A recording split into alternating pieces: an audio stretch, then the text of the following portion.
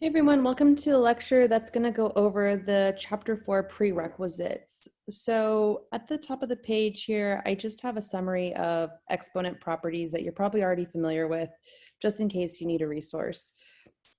Primarily today's video will just be devoted to doing a few examples that follow along with the homework. So the first example we have here is we want to rewrite the expression 2 to the 0th power. So for that, we're going to rely on the zero exponent definition. So it says that a non-zero number, which 2 is, raised to the 0th power is always going to be 1. So we have here that 2 to the 0 is equal to 1, and that's just by definition.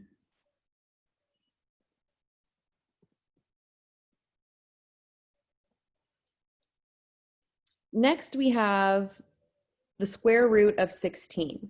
So the square root, if I really wanted to write that as an exponent, this is the same thing as 16 to the 1/2. And the square root of 16 is some number such that when I multiply that number together, I'm going to get back 16. So the square root of 16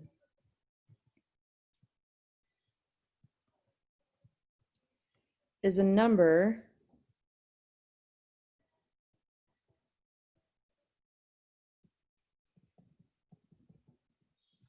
that when multiplied by, or to itself,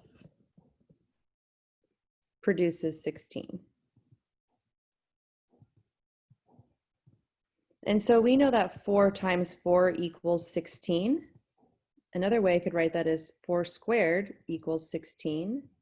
So it follows that the square root of 16 is equal to 4. And you may be thinking, oh, what about the plus and the minus? Yeah, it's true that -4 times -4 is also 16.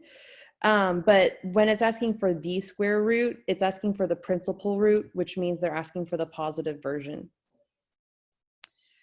All right, let's simplify a square root of decimals. So I'm going to attack this maybe in a different way. I'm going to look at it as 49 over 100.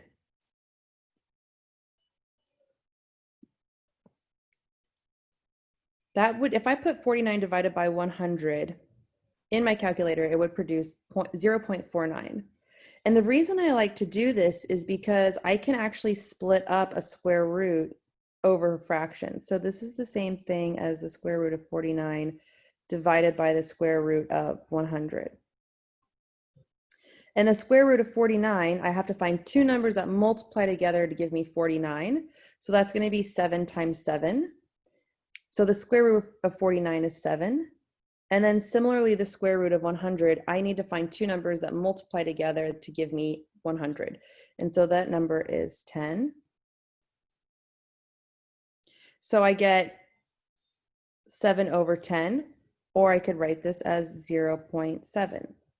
And the way that you can check that your answer is correct is just square it. Just check, is 7.7 times 0.7, does that equal 0.49? Yes, it does. All right, now we're going to kind of do a backwards thing here. So in the next example, we have the equation p to the 4th equals 0.76. And so what I'm saying is that p times p times p times p equals 0.76. So what is the value for variable p? Well, the way that you can do this is you can actually just raise it to the 4th power. So if p to the 4th equals 0.76, then I can actually raise both sides to a power.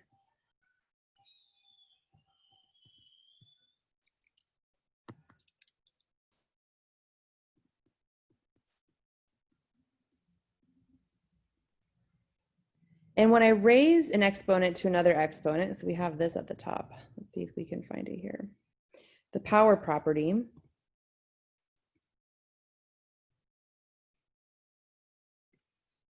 What it tells us is that this will simplify. So this will be p to the 4 times 1/4. And 4 times 1/4 is equal to 1. So this will just be p to the first power.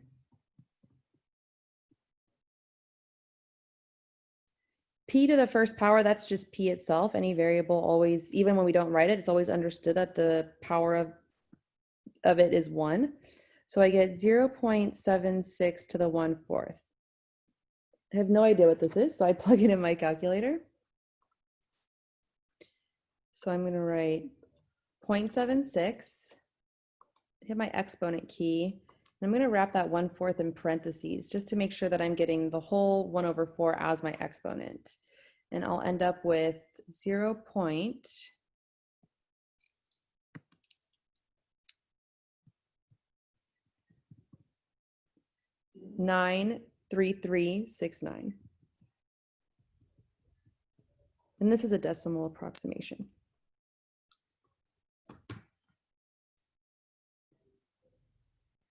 So for statistics, we don't need to know a lot about exponents. We just need to know what it means to raise something to a whole exponent or an integer exponent, and we kind of need to know how to undo them. So that's going to be here. And I also need to know how to take care of square roots. And I also need to know what the 0th power means. And there's a ton of exponent activities and practices and problems that you can try. Happy to discuss. I just want to see if I can trim it down specific for our class. All right, so here's another one. P squared equals 0.92. So if I have p squared 0.92, this is really just saying that some variable p times p equals 0.92, right? So think about 4 times 4 was equal to 16. So I'm really just looking for the square root of 0.92. But let's do it in terms of the power rule. So if I take each side to 1/2, we saw earlier that 1/2 as an exponent is the same as square root. And this is going to be p to the 2 times 1/2. So p to the first power here equals the square root, 0.92.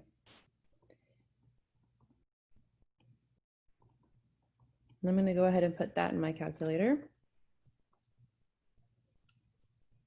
And I get 95917.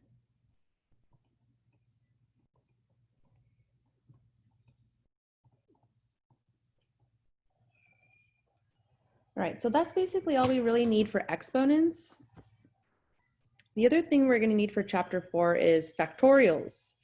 Factorials, this very exciting notation here. So what that means is 11 factorial means this. It's just 11 times 10 times 9 times 8, 7, 6, 5, 4, 3, 2, 1. So you multiply all the numbers down from the number that you're given. So we were given 11.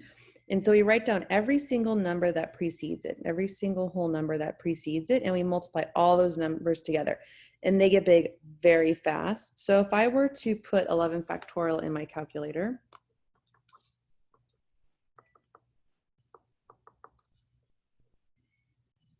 all right.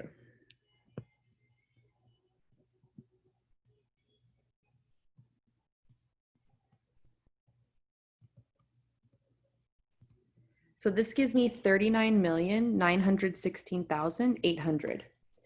And if you are interested to figure out how you can put this in your calculator, you would want to look for either a probability button or you'd want to look for a button that says math.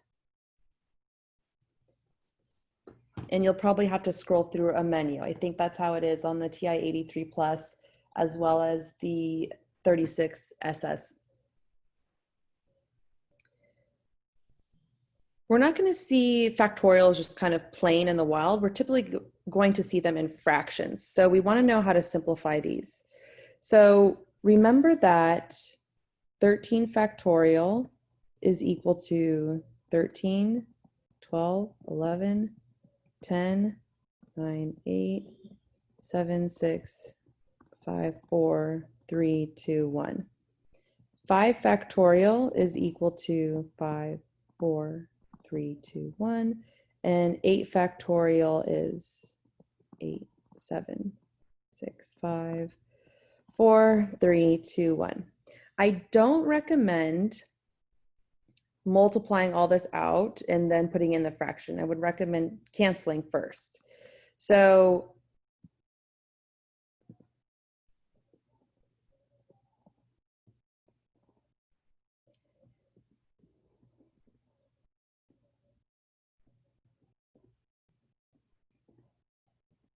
I'm going to write out each term.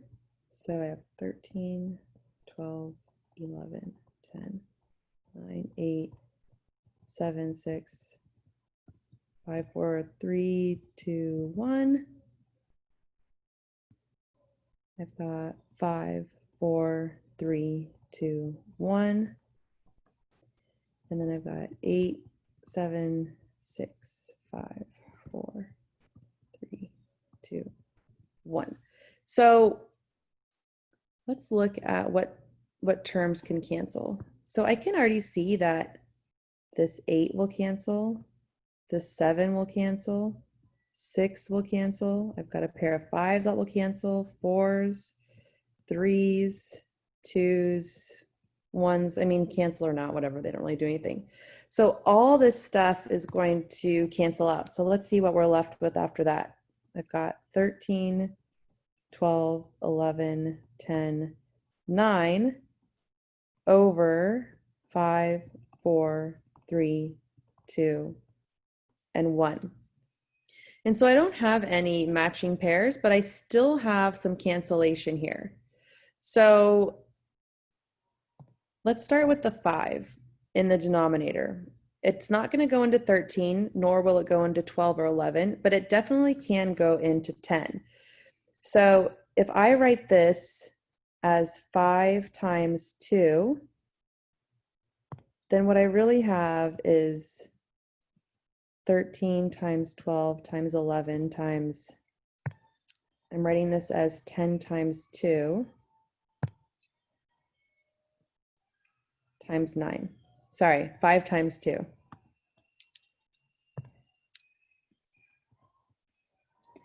So then when I have it over 5, 4, 3, 2, 1, what's nice about that is I get a cancellation of the 5s, and I also get a cancellation of the 2s. So I can keep going. On top, I'm going to have 13, 12, 11, and 9. And on the bottom, I have 4, 3, and 1. Well, 4 and 3 happen to be equal in product to 12.